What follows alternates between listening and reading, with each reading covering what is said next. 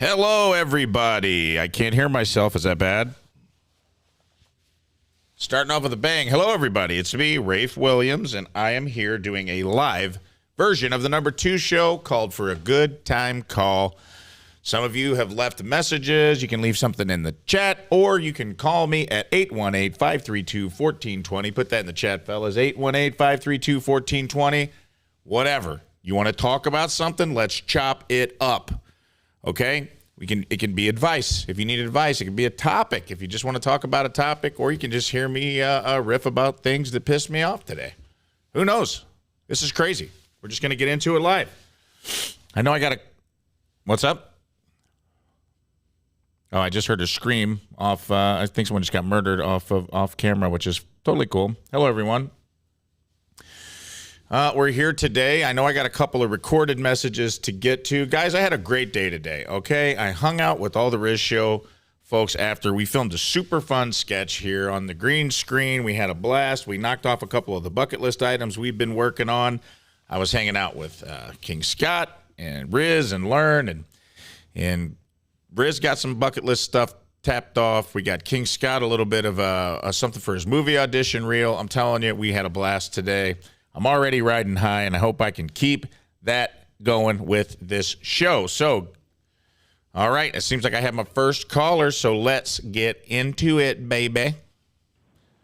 Hello, welcome to the number 2 show. You're live. What is up? Hey, how's it going, Ray? Man, I'm doing all right. Who am I talking to? Good. My name is Ryan, and I need some advice from you, brother. All right, man, lay it on me, Ryan. What's the deal, bro? All right.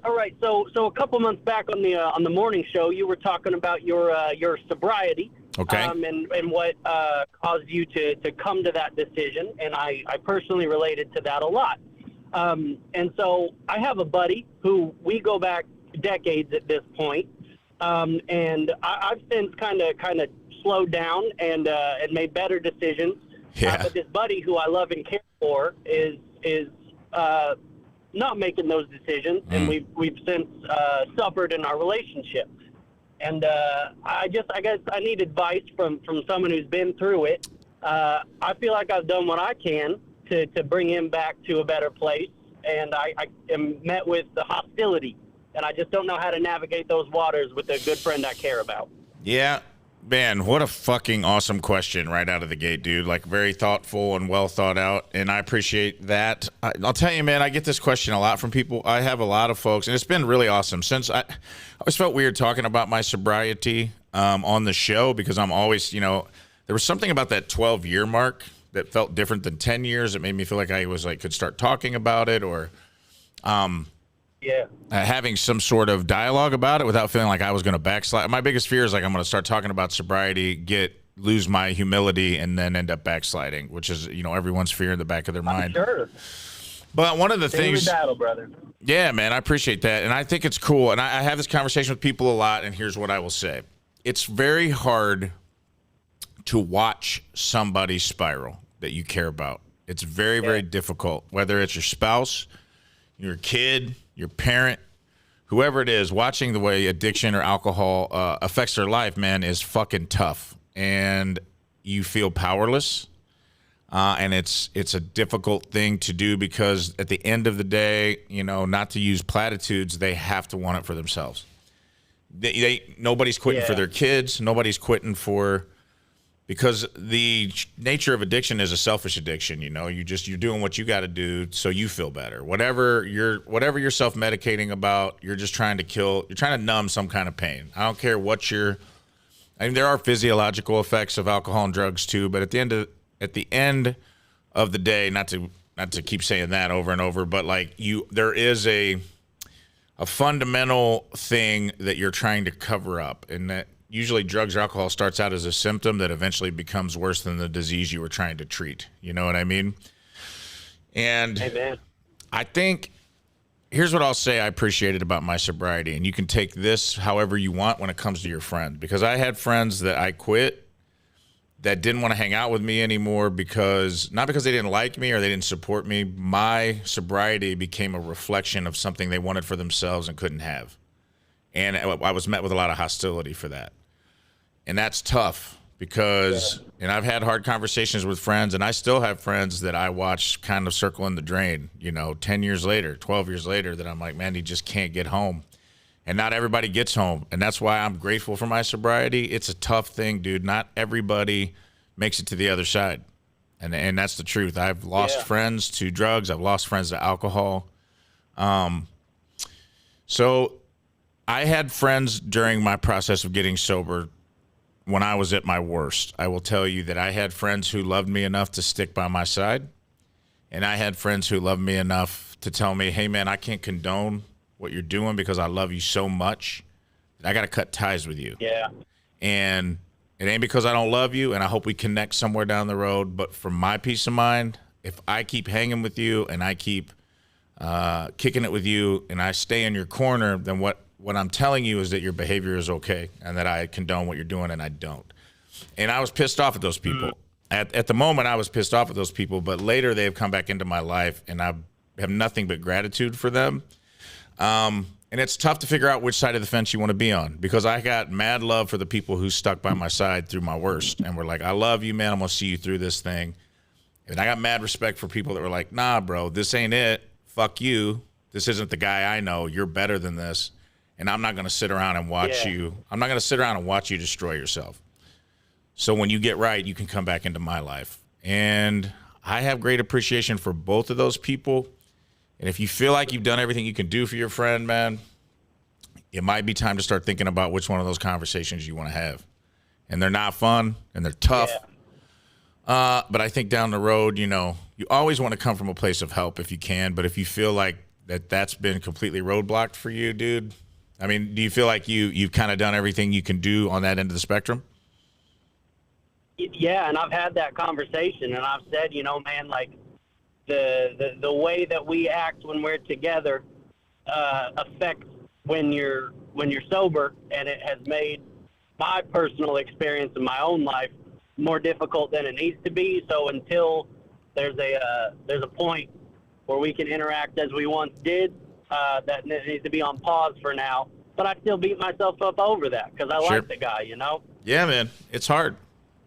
It's hard. I've had to, I had people that loved me very much walk away from me when I was at my worst, and that's a hard pill to swallow. But sometimes, and I say this, I have a mother who's an enabler, and I love her, but I go through this with her and my brother. I tell her all the time, like, he's never going to change because you keep giving him a soft place to fall. And it's not pleasant. It's not fun to turn your back on someone you love and say, yo, you have to go get help. I'm not going to help you anymore, or I'm not going to placate you, or I'm not going to tell you everything's okay when it's not okay. That's a really tough conversation to have when you love somebody, because you want to give someone you love and understanding. And sometimes, man, sometimes you got to give them that swamp justice that I talk about, and it's not a fun thing to deal out when it's people you love. It's hard. You got to be like, and I've gone through it with my mom. I'm like, if you just say no a couple of times, watch how fast, when he doesn't have a soft place to fall, that he'll make a decision to change. And until it's different for everybody, and you can't be a facilitator of it until they want it for themselves, but you can take yourself out of a bad situation. And I know I could talk about this all day long, man. I hope this helped. Yeah, it did. I appreciate you. I'll let you get back to other callers. I appreciate your time. And keep doing what you do, brother. Keep up the good fight. Thanks, Brian. Love you, bro. Yeah, you too. Bye. All right, man. All right, I think I got another caller. Let's see what we got on the line. Hey, how are you, Rafe? Hey, I'm okay. How are you? I'm good. I just had to call you and let you know. I don't know if anyone has told you this before, but you sound just like Beck Bennett. I sound like Beck Bennett? Yes, I really do. Like, do you know Dead Bop on SNL? Yeah. I've actually had people tell me that I looked like Beck Bennett before, too, so that doesn't surprise me. I can see it, but oh my God, your singing voice when you were singing earlier today, I was like, he's Beck Bennett. He needs to just go be on SNL, please, well, God. But they already had Beck. Sounded like I'll be Beck Bennett's stunt double. I wish I had. Because you're way. I mean, no, you can just have the voice. You're way cooler and funnier. But I love the voice. That's very sweet of you. Well, I like Karen. Anybody advocating for me to be on SNL is an instant friend of mine, so I appreciate that. Who am I talking to? You don't have to tell me if you don't want to, in case you're at work and don't want to get in trouble. No. This is Tiffany. All right, Tiffany. Thank you so much. And I actually used to watch when Beck Bennett, when they were on Good Neighbors. Have you ever watched any of their old stuff before they got SNL? I honestly haven't. Go check it out on YouTube. Super funny. Good. It was like Kyle Mooney, Beck Bennett. That's how all those guys got on SNL, and their Good Neighbor stuff. Super funny. So you'll thank me later, and maybe you'll hear my voice in Beck Bennett's voice, Tiffany.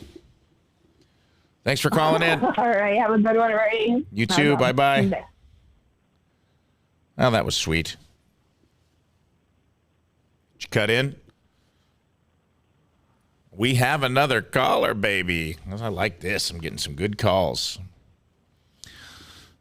They dropped, let's do a pre-record. I'm kind of excited for this new feature. For those of you that don't know, you can do this anytime. It doesn't have to be right now while we're live, which is what I like. I'm kind of trying to cultivate ways for me to go live because I know some people are at work and you can't get away and you might want to engage. So you can go to the Point app. You go to the little box at the bottom of the homepage that looks like a text bubble, and it'll take you to leave an audio message. You click that. You can do a drop-down menu, number 2 show, leave me an audio message. We'll listen to it, play it on the air, and I'll answer your questions or engage with you as long as you're not a knucklehead. You know what I mean? All right, give me that first pre-record. I'm excited. First one out of the gate. Hey, Rafe. Love you on the Rizz show. Sticking with the theme of the number 2 show, I got to ask you, are you a law or a saw?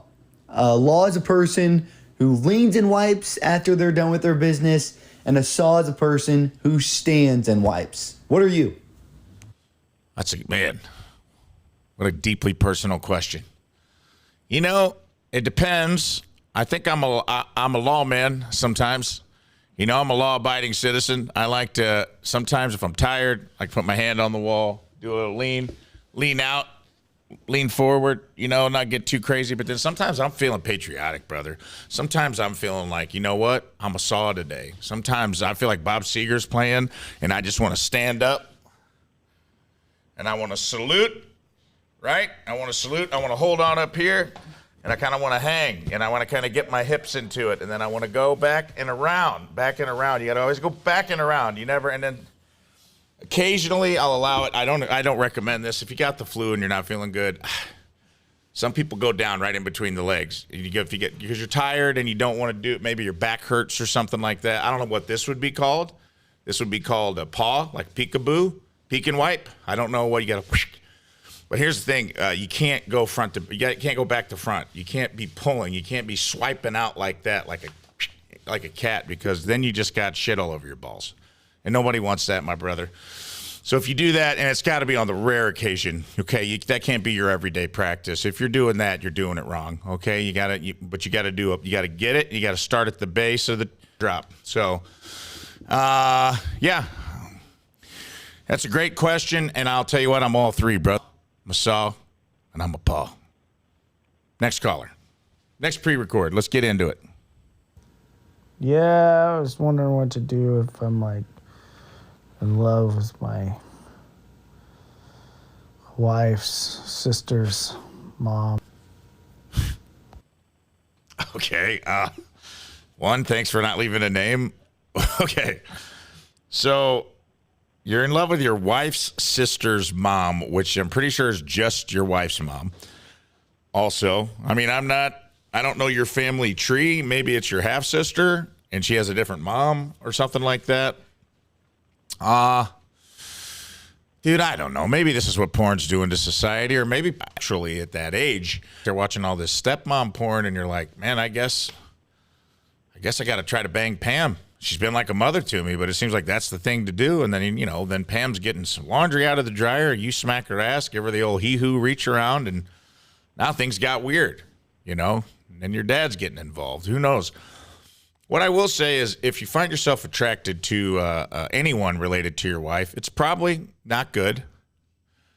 I wouldn't act on it if you can avoid it, unless you get permission, in which case, what a cool wife.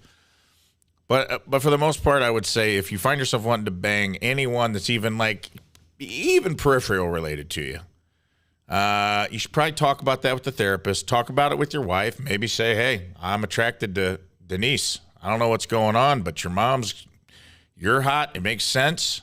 She's you 25 years from now, which means I'm attracted to you. Technically, you shouldn't be mad about it. And then, see where that goes. Maybe do some role play. Maybe you get her a gray wig. She dresses up like her mom, and you scratch the itch like that without actually having to bang your in-laws. Or, you know what? Just do it and go on Maury Povich. I don't know. That's all I got. Hey, guys, don't forget to call in 818-532-1420. That's 818-532-1420. And look at that. We got a caller just like that. Welcome to the number 2 show. Call for a good time. What can I do for you today? Hey, it's Bennett. I listen to you guys every day. Beck Bennett? Oh, sure. I go see Fall Out Boy in March. Okay. And they're playing in Nashville. To go, it's going to be, $250.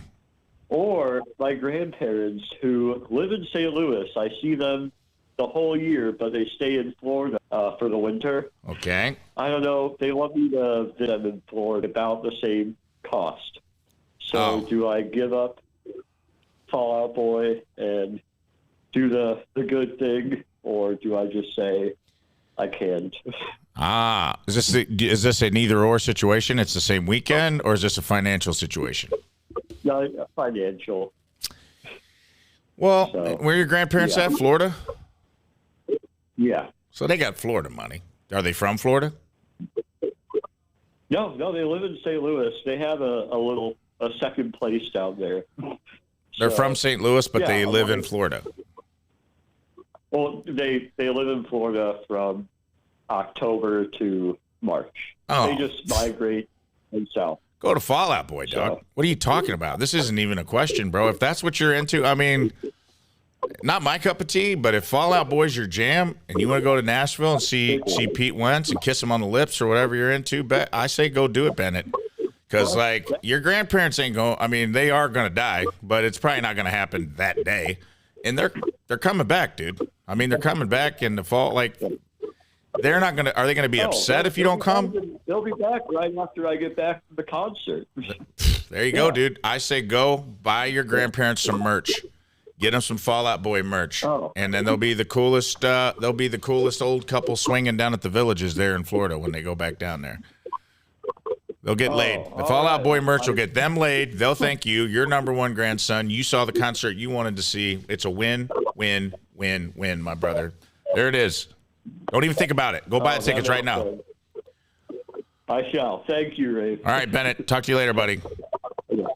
All right. I think I have another caller. Welcome to the number 2 show for a good time call. What can I serve you up today? Hi, Rafe. My name's Tabitha. I listen to the show daily. I just wanted to thank you and learn.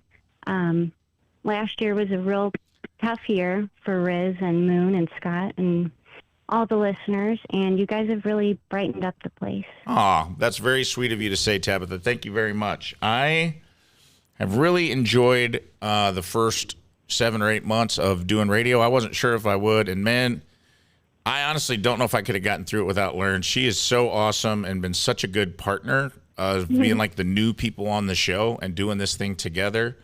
Because I already knew everybody else, and I loved everyone on the show. And honestly, when I came on, it felt like the beginning of it, was just helping out my buds through a tough time. It was really, Jeff was a good friend of mine. I love Jeff very much. He was my original connection to the show, and I'd give anything to have him back. And, nobody can ever fill Jeff's shoes. And I always learn, and I like to say we're each trying to fill one shoe. And that's how we feel. And we're just trying to have fun every day and love each other. And I hope that comes through in the broadcast. And I really appreciate you listening every day. That's nice to hear. Because we don't. Of course. Thanks, Tabitha. Have a great day. It does come through. And it does? Thank you. No problem. Love you. Bye. Bye. All right. Let's pop in. Let me get one of them with other pre-records, man. I'm into that. Those were crystal clear, too. I'm impressed. Hey, Rafe, I think you're a great addition to the show. How long till you can get Rizz off of it? Sick burn, dude. Man, I don't want, heavy is the head that wears the crown, my brother. I don't want to come in as early as that dude's in here. He's in here at 3 o'clock in the morning every day, putting together the best show he can for the city of St. Louis. And I got to tell you, man, he's a cranky little shinless Italian, but I love that guy. So I ain't looking to get rid of him anytime soon. I think I'm going to ride or die with him. This is how he brought me on and advocated for me at the station. It'd be pretty Game of Thrones for me to take old Rizz out. Plus, honestly, man, he does a ton of work that I don't have to show up and do. They let me come in a little bit later because I'm out doing comedy. So I like the situation I'm in. Now, I might try to get him to move to afternoons. That might be my little Game of Thrones move. That way I can be like, hey, man, let's have a better schedule. Let's come in at 10. Let's get out of here at 2. Let me go out and do the clubs at night. I'm tired of getting up at 4 a.m. So that'll be the closest to dethroning Rizz I'll get. Plus, I kind of love the guy. I love, yeah, he swings on me a couple times a week. Sure, in the hallway. He sneaks up behind me, tries to attack me with, a boot knife. But that's just his personality, and it's not a big deal. I'm used to it. Plus, he's so little, I just hip check him, and I move on with my day. It's not a big deal. But anyway, thanks for the call and the vote of confidence. I appreciate that, brother. All right, let's see what else we got. We got any more than pre-records? Rafe, this is Keith, Team Rizz member. Let's talk about why people don't use blinkers anymore. That'd be a good topic. It's so annoying. Thank you. Hey, no problem, Keith. And I love that you took a big fat bong rip in the middle of that message. I wouldn't want you to wait for the whole 2-sentence message that you left to not get a good rip off your vape while you're talking shit about everybody using. The only blinker you're worried about is the blinker at the end of that vape going off that you got a full vape god hit, because that's how Keith rolls, dog. It is a thing, man. I'll tell you this. You're not wrong, bro. People don't use blinkers anymore. And the city of St. Louis is one of the most egregious cities. They don't use blinkers when they are changing lanes. And here's the thing that pisses me off. This is the number one blinker peeve I have, is when I'm sitting at a red light where I can turn right, and there's a car coming this way, and they don't put their blinker on to let me know they're turning left, and I can't make my right, and they just make the left, and I want to beat the shit out of that person, because I'm like, what are you doing? What is happening right now? We could have both been well on our way. All I needed was a blinker. I'm gone. You're gone. We're friends forever. But instead, no, you selfish bastard. You just hung a hard right. No right turn blinker. It's annoying. Keith, I don't know what's going on. I don't think people can drive anymore. And if the internet's taught me anything, it's that the world is full of very, very stupid people. And they have opinions about things that are scary. And trusting them to drive is not at the top of my list. But, good luck out there, Vape God. You just keep hitting. You just keep taking them rips and using your blinkers, and everything's going to be okay, man. All right, let's flash that number again. If you want to chat, hit me up. What's the number here? It is 818-532-1420. I got it written for a good time call right here. Call me up. Let's chat. Talk about anything. We got a caller. That's what I'm talking about. You're live with the number 2 show. What can I do you for? Who does number 2 work for? Okay, you had a lot of time to think about that. Yeah, I didn't. Sorry. And that's what we came with. All right, what's the real question? So I consider myself to be a pretty good neighbor in a neighborhood. Okay. And we have an issue with a neighbor that has some dogs barking. Mm-hmm. I as well have a dog. My dog goes outside to use the restroom. He'll bark one time, and then he comes running in. Whatever. Our neighbors leave their dogs out for hours at a time while they both bark. Now, I've went to their house twice, knocked on the door, said, I'm really sorry, but your dog's been barking all day, or for the past hour or whatnot. And I basically got, well, you're the only one that bothers, and tough. So do I just let it go and wait till the little puppies live their life? Because I don't want to involve law enforcement.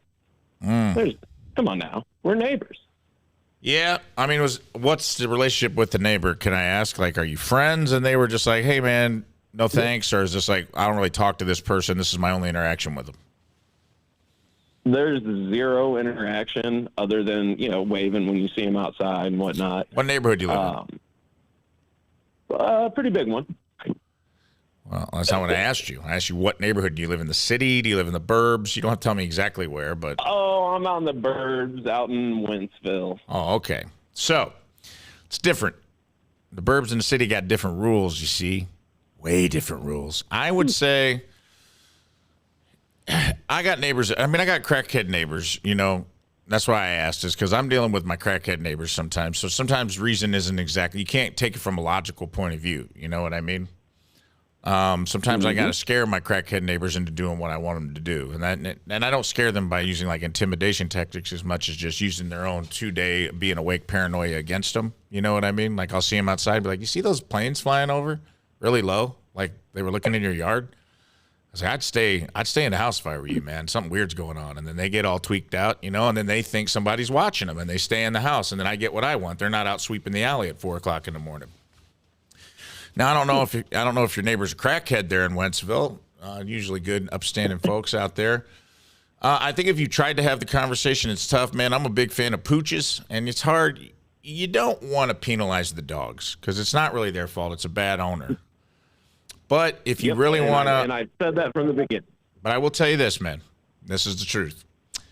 We had some crackheads that were getting a little too problematic living next to us, and my girlfriend just kept calling the non-emergency line of the police, and you can get a house reported as a nuisance house. And then what will happen is they won't know it's you, but they'll get a visit that'll be like, hey, your house is being reported as a nuisance house because of the dogs. And then maybe if they get a little visit from law enforcement, nothing really bad's happening. It's just a little nudge in the direction of like, hey, you got to do something about your dogs. Now, the fact that you've already talked to them, they're probably going to know it was you. But I doubt you're the only person in the neighborhood that notices, and it is annoying. So I think you're well within your rights, man, to just call them up, get them reported as a nuisance house a couple times, get them a little talking to, and then, you know, if that doesn't work, I don't know, man, maybe burn their house down. Then I guess you're saying I just become a crackhead and sweep the alley at 4 a.m. Yeah, until they come fight out and fire with fire, dude. There you go. Just start. Yeah, that's a good idea, man. Just smoke a big old fat crack rock. Go out and sweep the alley. You know, don't take your dogs out. You get up against the fence and you bark at their dogs and really freak them out. Like make them feel like they don't want their dogs exposed to your crazy. There you go, dude. You solved your own problem. Reverse crack at it. You're amazing, Rafe. All right, I got to move on, buddy. I hope that helps. Let's do a couple more pre-records if we got them, man. Hey, Rafe, on Monday's show, you had mentioned a bit you had done for your SNL audition. One of the best parts of like the Fly on the Wall podcast is hearing all the different guests tell their stories about how they auditioned and got on SNL. Obviously, if you didn't make it that far, but do you have any interesting stories about how the audition went, how it even came about, how you prepared, anything like that? Thanks, man. Great question, man. Dude, the thing about... So when I did my SNL audition, it was like a video audition to go to an SNL audition. Like it was like an open call. So I had to like kind of put up basically what I'm doing right now. Just like put up a camera, do my 7-minute. And it was really tough because they don't really teach that here. Now, I was a member of the improv shop. I was a teacher and a coach, and I taught sketch out there. So I had resources in Chicago where they do a lot of SNL auditions, and I asked them, like, hey, how do you go about prepping for this? And I got some good advice from Liz Allen, who was a great improv teacher up there, who also worked at I.O. with Sharna and kind of told me the basics of an SNL audition, which are essentially like try to get to the premise of the character and move through it as fast as you can. So that was kind of how I prepped. And what they usually want is they want to see a couple impressions. I did a little bit of my stand-up because I am a stand-up. I did a little bit. I did Gary Busey. I did Gary Busey running for president. So sometimes I think the impression itself isn't enough. You need to have some sort of like something that encapsulates it quickly, like Gordon Ramsay changing a tire, or in this case, it was Matt Berninger, the lead singer of the National, teaching Sunday school. And I just kind of put on a light costume and did the whole Matt Berninger. If you don't listen to the National, you'll know this is spot on. But he was like, it's a very emo, like moody rock where he says, this is the church. This is the steeple. Open it up. There are no people because I don't believe in your gods. And let me tell you something. That is a good Matt Berninger. The only problem is I don't think half the people at the SNL audition knew who the lead singer of The National was. I should have picked Taylor Swift. But that's the inside baseball I have for you, man. Is I've seen a lot of auditions, and the people that move through things and have unique perspectives and getting to the situation quickly is a good way to have a successful audition. And I did get a call back for that, which was interesting. I got to talk to some people, but it wasn't in the cards. You know, SNL's tough, man. It's very hard to get an in-person audition, but you never know. Maybe down the road when they need an old guy, I can be the new Phil Hartman. Or Beck Bennett. Someone said that earlier. I'll come as a Beck. We got another pre-record? Hey, Rafe. First-time caller, long-time shitter. Just wanted to ask, how are you feeling at home being on the radio in St. Louis? Appreciate everything you do. Thanks, pal. How am I feeling at home being on the radio in St. Louis? I feel pretty good. I've enjoyed it quite a bit. You know, it was always cool to come in as a guest and then to be on the show and be a host. And, you know, getting to walk onto a wildly popular show like the Rizzuto Show, it was a special situation for me. I feel like I got to walk on to the Cardinals or the Yankees, you know. It's not like it was already kind of a winning organization. All I had to do was come in and not sink the ship, which I hope that Learn and I have done a good job of that, of just kind of helping right the ship after a couple disasters happened. And you know, they're all good people. They're all my friends. I feel like every day I just come to work and I get to hang out with my friends and try to make them laugh. And St. Louis gets to listen in on that. And a lot of people feel like they're just our friends too and in our friend circle. And, dude, that's such a good feeling. It was a little weird to me to have done comedy nationally and gone out and feel like I've worked with some really big stars, you know, on a national level, and then see the level of fame in St. Louis that Scott Rizzuto has. Like when we go out and when people get the vapors when they meet Scott, when they meet Rizz, they're like, oh, and I'm just like, wow, this little sweet, shinless Italian man's got people all going crazy out here. And I'm like, I've stood next to Dave Attell, and I haven't seen people react like this. And it's very humbling, and it's very cool to see how much the city of St. Louis is on our side and in our back pocket, man. I hope that I'm representing it well. And they made it easy on me. I still get to go out and do stand-up comedy anytime I want. I'm leaving town tomorrow to go do stuff. So I'm grateful, and I hope that answers your question, man. I think I got a caller, though, so let's patch him through. Get him in the mainframe. Hey, Rafe. How are you doing today, sir? Hey, man, I'm all right. How are you? Doing good. I got to ask you a question that's been troubling me for about a month or so. My wife and I both purchased Jeff Burton fundraiser shirts, the Toast for Jeff. Okay. And the other morning woke up, and that was the only thing my wife was wearing in bed. And we had relations, and I was staring at the meme of Jeff Burton the whole time we were making love. Yeah. Should I feel a little creepy about that?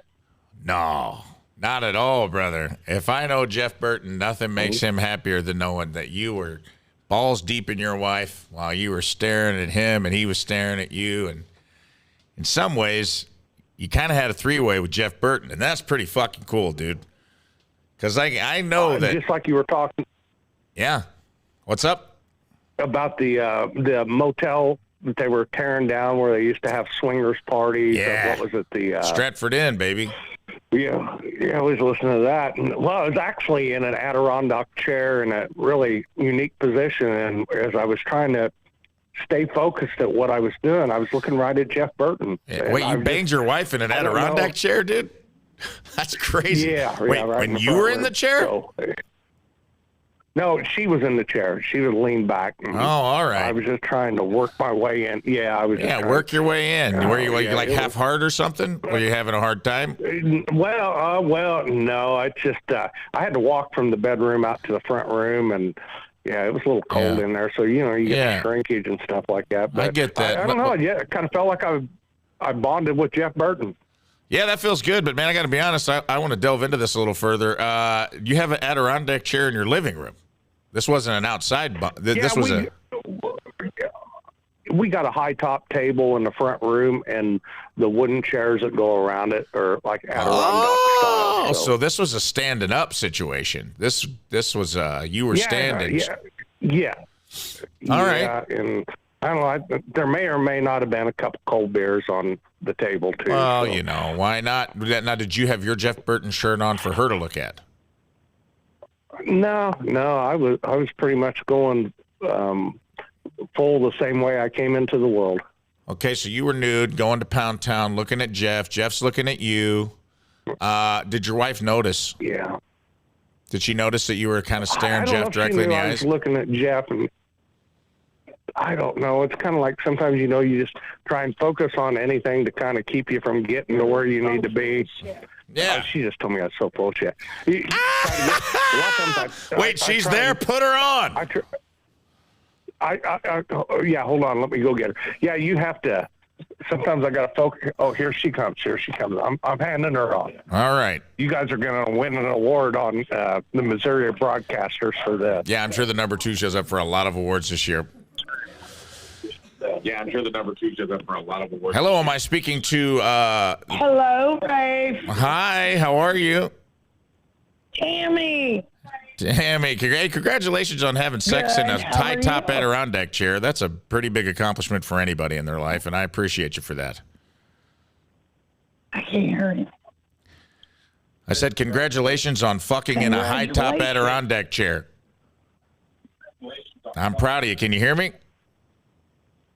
Yes, I can hear you now. He wears Jeff Burton's shirt all the time, too. Yeah, I know, but he said that you guys had sex while you had your Jeff Burton shirt on, so he feels like he had a three-way with the ghost of Jeff Burton, and I feel like you're okay with that. Are you okay with that? Hell yeah. Hell yeah. I like that you took like a big drink of beer before you said that. I could tell you were taking like a big gulp off of like a Busch Tall Boy, the 25-ounce kind. Exactly. That's my kind of gal. I like your style, Tammy. You don't ever change. You understand me? Don't ever change for anybody. Well, congratulations, and I know the ghost. Right. I know the ghost of Jeff was high-fiving your love you, and I'm glad you Eiffel Towered your husband with the ghost of Jeff Burton. Congratulations. Love you too. Bye-bye. All right, we got another number 2 show. Hi, you're live. Well, I had a question, but I don't think I can talk now after that segment. Yeah, good luck following that, man. Any ghost three-ways you want to chat about? My question, no, I don't. That's okay. I have a question that you spent Thanksgiving. I did. Can you give us any dark, dirty secrets about Rizz that you found out when you were there? Dark, dirty secrets? No, not really, man. What about him? I mean, I had a really great time. They treated me nice. He's got a great family. I love his kids. They're good kids. His in-laws were on their best behavior. I didn't really see any dirty, dark secrets. He's a pretty, I'm sorry, I don't know what to tell you, man. Like, I mean, I did see like a sex swing in his bedroom, but that's not... Bidet? He wouldn't even let me in that bath. Sigh on me, make a shout. I'll be honest, his wife keeps him in check, man. She kind of rules the roost. He doesn't get to have any of his weird stuff. I saw the family. That keeps things tight. So, just me get too. Out of here. I'll tell you what, that was the weird thing. That made me feel like they might be aliens or something because they didn't enjoy deviled eggs. But I'm sorry I didn't have anything deep, dark to give you on old Rizz, but he runs a tight ship. All right. Bye-bye. Okay. Love you, Ray. Love you too. Bye-bye. Bye. All right. I think that might be about it. Let me look through the chat and see if anybody dropped anything. I'll give the shout out. What's up, Mike Marty? What's up? And I feel like that is all. Wait, I have a question. What's the deal with people having pickup trucks but never using them to haul or put equipment in the back? Damn concrete princesses. I don't know, man. I guess they're in. I honestly think pickup trucks were cheaper for a while when cars went up. So I think some people just started buying trucks because they were cheaper than getting like a Camry. But I don't know what's up with that. When I was a kid, we used to just put kids in the back of a truck, let them ride on the hump. If you lost a few on the way to town, that's just the way it was. That's how orphans were made. That was just how it was. But, now you can't put anything in the back of a truck. You really can't. But, yeah, I don't have an answer for you, buddy. I guess some people were soft out there trying to, pose. They're trying to pose up on that Silverado. So hopefully you're one of the real ones. And with that, I think we may come to a close. Do I got any other pre-records? Do I have any phone calls on tap? All right, that's it. Thanks for joining me for this very special edition of the number 2 show for a good time call. I had a lot of fun. I appreciate everybody calling in. I appreciate the voicemail messages, and continue to leave those. I'm going to do these periodically, and I would love to have a whole bunch of audio messages through the Point app that you guys can call, leave a message, and I'll answer your questions live on the air. And we can bond and get to know each other. I love you, St. Louis. I appreciate you watching. I'm Rafe Williams, and this has been the number 2 show.